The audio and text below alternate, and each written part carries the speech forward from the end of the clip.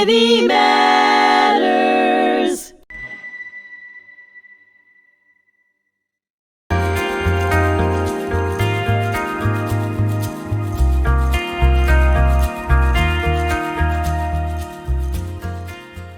Hello and welcome to another episode of Legacy Chronicles. My name is Zachary Graulich and I'm the Assistant Director of Education here at HMTC. And today I'm joined by David First, who is a child of Holocaust survivors and a member of our community here. David, thanks so much for being here. Thank you for having me. Absolutely. So I would love if you would share with me and all of our listeners briefly about who your parents were and how they survived. So my mother's name was Sala Anderman. That was her maiden name. She was from a small town in Poland called Buchach.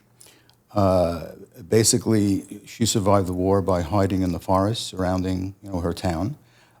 She was saved many times by local farmers who knew her family from before the war. She hid in the woods. She was in bunkers. She was captured many times by the Nazis and by the Gestapo. Specifically, she was tortured. She had papers showing that she was a Christian. And she tried to, she was able to save herself many times that way. My father was from Krakow, which was a large city in Poland. He was primarily in the Krakow ghetto up through 1942-43.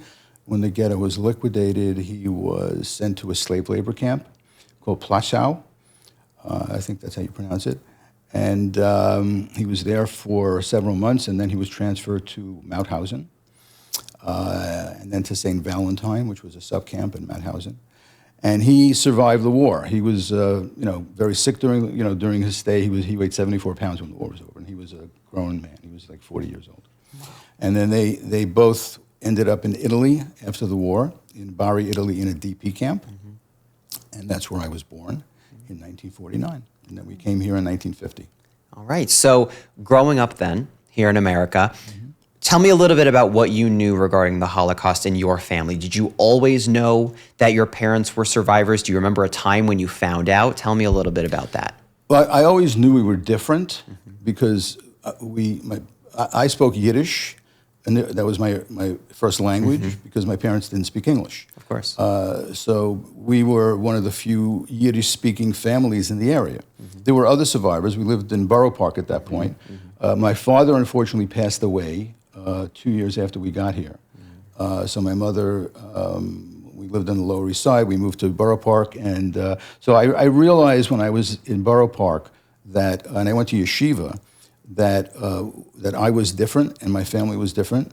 We lived much more meager circumstances than some of my friends. Not that they were rich, but they were American. So their families had been here.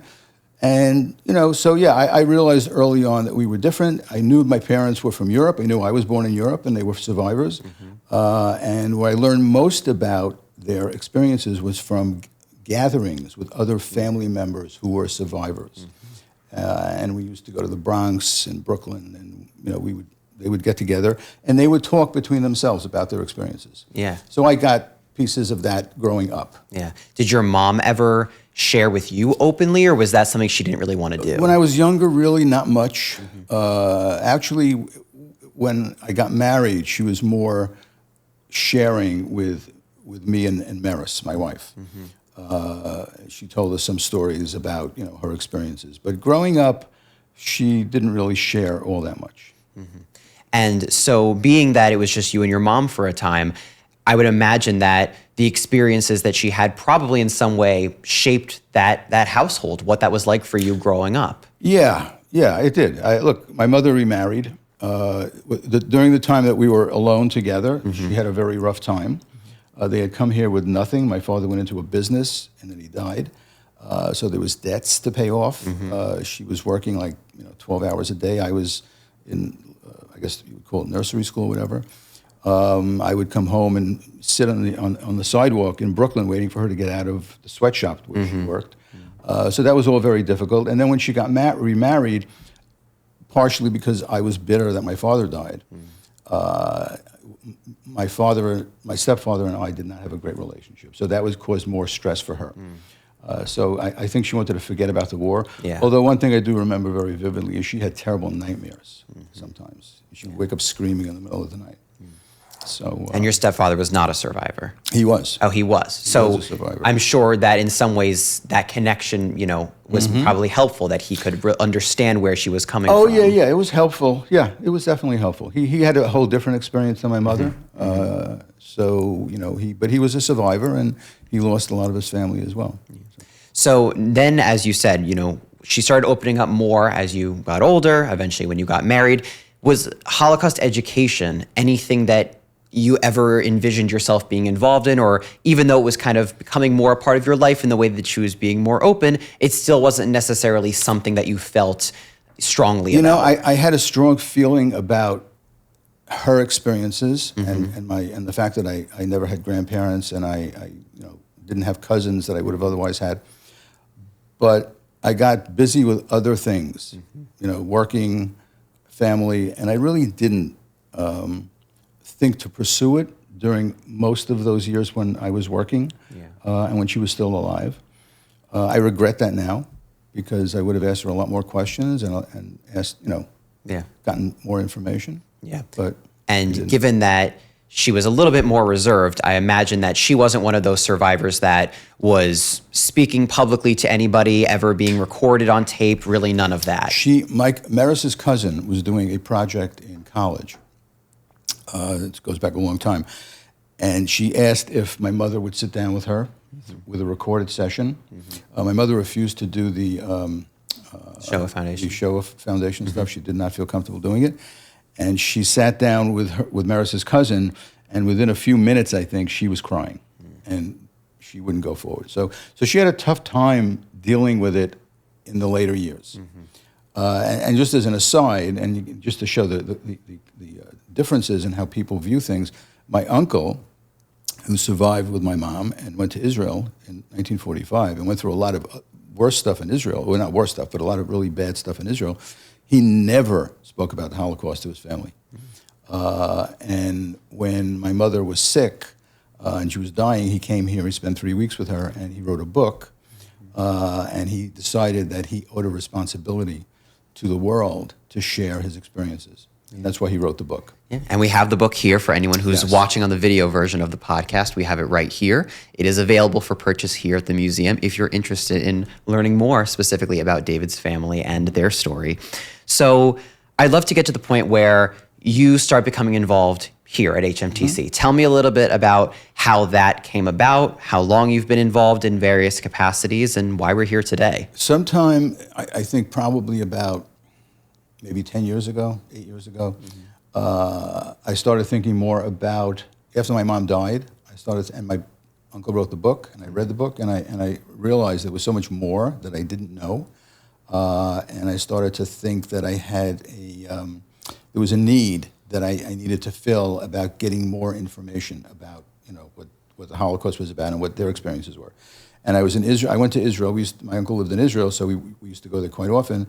And I started doing research. I went to Mogen David Adom. They have a whole research facility. I went to the D.C. Holocaust Center, their research department, and I got a tremendous amount of information, not only about my mom and her family, but about my father, whom I knew nothing about because he died when I was 2. Right. And as far as I knew, there were no survivors other than a sister, whom I never met and didn't know. So at that point, I got more interested, and then I developed a certain amount of knowledge and documentation about their situation. And then when I retired, to be perfectly honest, I needed something to do.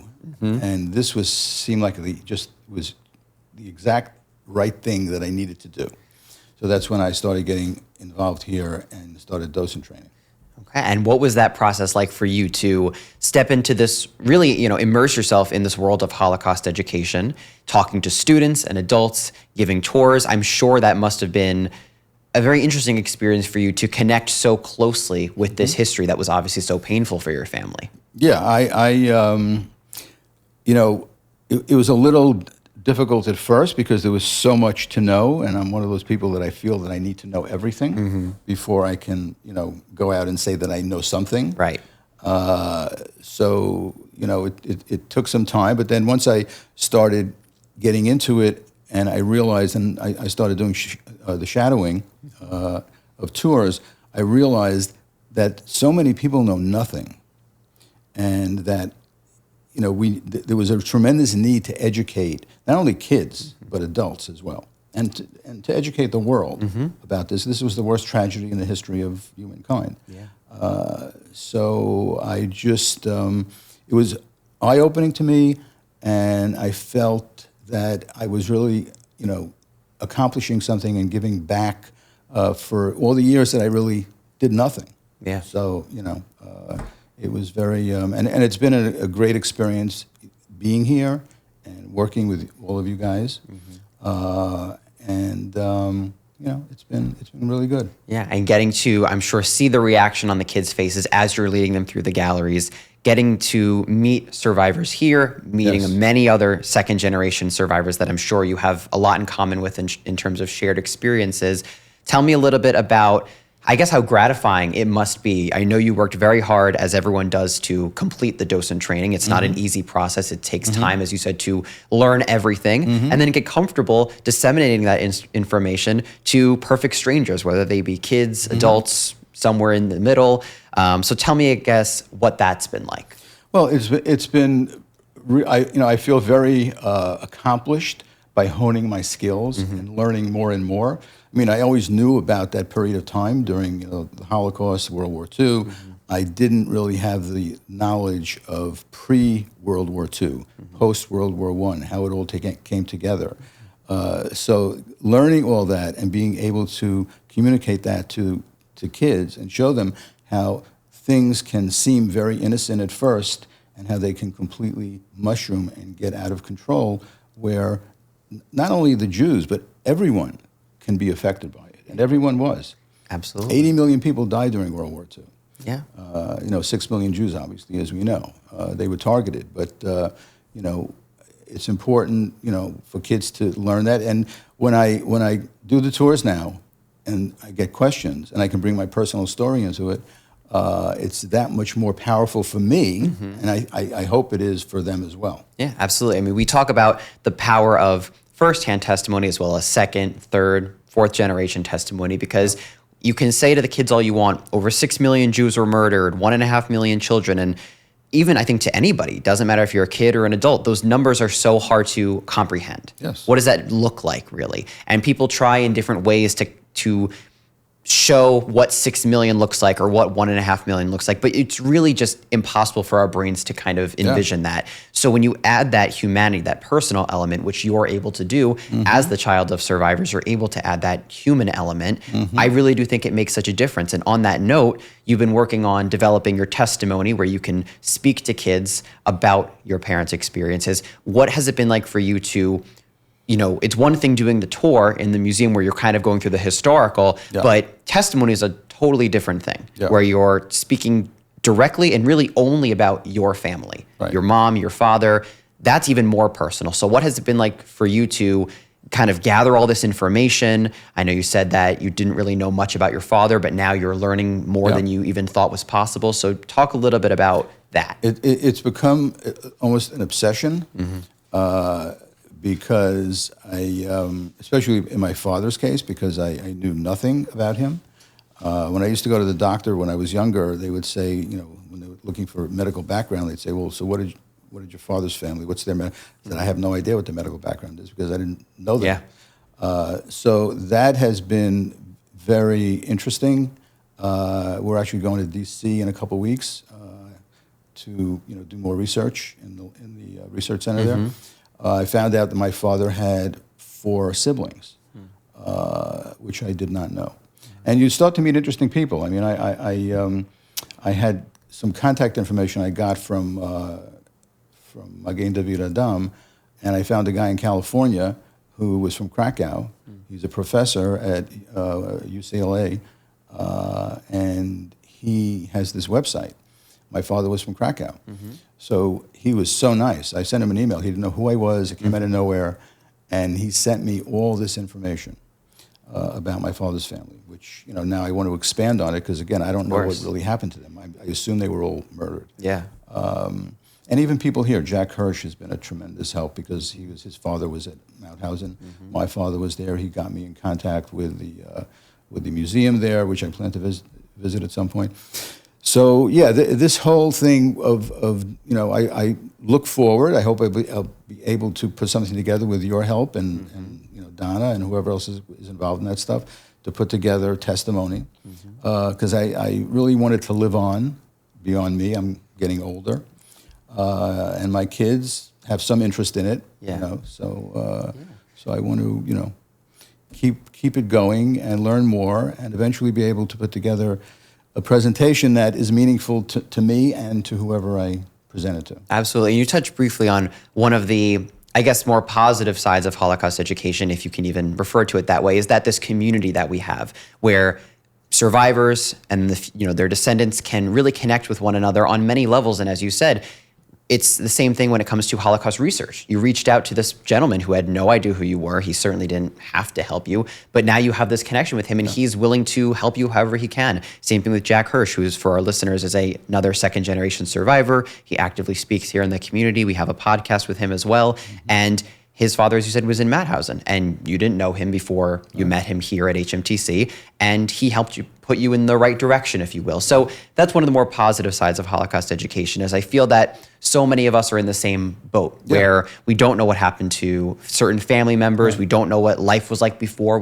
There's so much we don't know. Right. I mean, for myself, my family, I assume was murdered in what is today Belarus. I don't know. There's no one to ask, no one to talk to. I have names of who they were, and I have no idea. Maybe someone survived and went to Israel, went to Russia, I have no idea. There's no way to know. So I'd love to find out. And so you have this type of situation where everyone's in a very similar area, similar interests, and we all feel similarly about all this. We're all here for a passion. Yeah. And there's no competition. People Absolutely. are, really united in helping each other. Absolutely. And I was amazed to see how much information is out there. You just have to have a lot of patience and spend a lot of time if you really want to get that information, because it's not that easy to get, but it's there. Yeah. In so many different places and websites, and the Holocaust Center in D.C. is a tremendous resource place to get that information. Yeah, and people don't really know until they know, they don't know where to go. For you, before coming here, you didn't really know that this information would be out there. You had no idea. You just kind of had to get pointed in the right direction by meeting the right people by chance. That's really all that it comes down to. And I'd love to talk a little bit, as you said, the future generations, you want them to carry it forward. So is anyone else in your family involved in any sort of tolerance education or any just type of work that is supposed to hopefully make a better world for all of us? Yeah, I have a son and a daughter.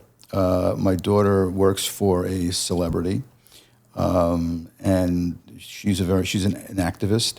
And my daughter's become very involved through her and through us, through my wife and I, and has become very interested in learning more about this and being more involved. She's helped in certain fundraisers here that we've done, annual dinners, things like that. So yeah, she's someone who is interested, and I think that she will take on the mantle at some point, to move forward and take the information and the stuff that we have, prepare for her. I hope my son is a police officer. He joined Shomrim, which is a Jewish organization of police officers, and he's starting to express some interest. So I hope he will become more interested. So yeah, I have high hopes that they will become more actively involved. Yeah, because that's part of the mission, right? Is we're all looking to carry the torch forward, and you're doing your part, and we have to make sure that the future generations do as well. And for some families, that's not an option for whatever reason. Maybe they don't have those future generations, or it's too difficult, it's too traumatic, and so it's hard. But we want to make sure that those personal stories carry forward, because as you said, you see the difference that it makes when you're just doing a tour and you tie in yourself and your family. It automatically, instantaneously makes a difference. Yeah, look, one of the things that my daughter has also mentioned this, and my son has mentioned it, that when my mother was alive, that they didn't think about it and didn't really have any interest in it at that point. No one led them to that point where they would have interest. And now they say, wait, I wish I would have been able to sit down with her and ask her and get more stories from her and more information. So I think they have a sense that it's important, and at whatever point you get to it, you get to it. And for everyone, it's different. Everyone has their own lives. They're busy. They've got things going on. But just like with you. You retired, you had the time, and it just kind of came naturally, and it's kind of all come together, and now here we are. So as we kind of tie things together here, I'd love to hear in your words, why is Holocaust education so important to you? In 2025, why are we sitting here? Why are you a part of this organization? Well, it's important because it's history. And, some people say history rhymes and history doesn't necessarily repeat itself. I believe history can repeat itself. I believe that, especially now in 2025, we're in a very dangerous time throughout the world. There's a lot of stuff going on that have implications to the future of, not only to the future of the world. Israel, obviously, we all care about Israel because we're Jewish, and Israel is a Jewish state that we care about. I've had a close history with Israel because of my uncle. But even here in America, America gave me an opportunity that I don't know if I could have gotten anywhere else. I came here as a child, and I was able to build a future and a family here. So I think learning about the Holocaust gives you a true sense of what's important and what's not important, and how you have to really understand what's going on around you. Yeah. And too many people are buried in their own little lives and their own problems, which is okay. We all have a right to deal with our problems, but I think education's important so that people get a perspective of the world, what's going on around you.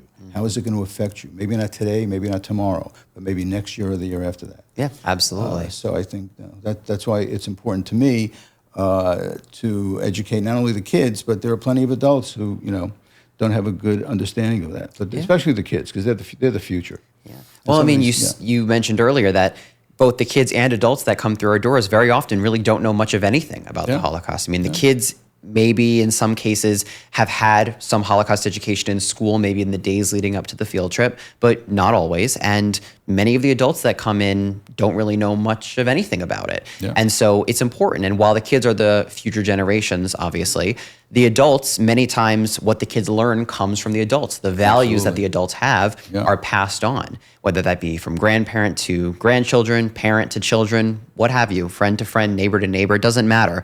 And so I completely agree with everything that you said. I think that when you learn about atrocities in the world and hatred and bigotry, you see the bigger picture because you see how your words can affect others in ways you would never even imagined. And that's kind of how we start all of our programs here. We bring the kids in, and then we introduce them to who we are, what we do, and most importantly to me, why they're here. Because many of them, I think, come in our doors and they don't really know why they're here. They don't really understand the significance. They're here because they have to be here. Exactly. Technically.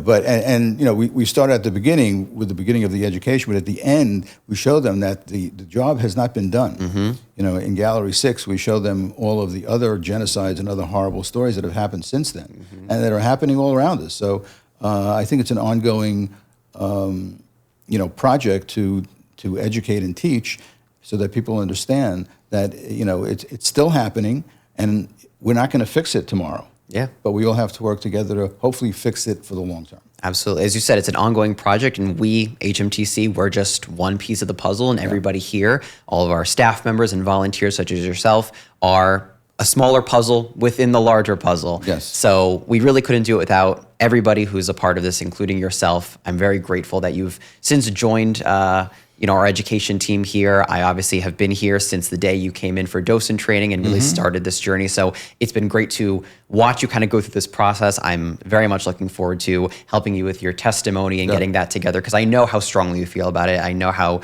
really you want to make sure the legacy lives on. So I'm giving you my word here on this recorded podcast that I'm going to help you in any way that I can to make sure that happens. I appreciate all the help that you guys have given me.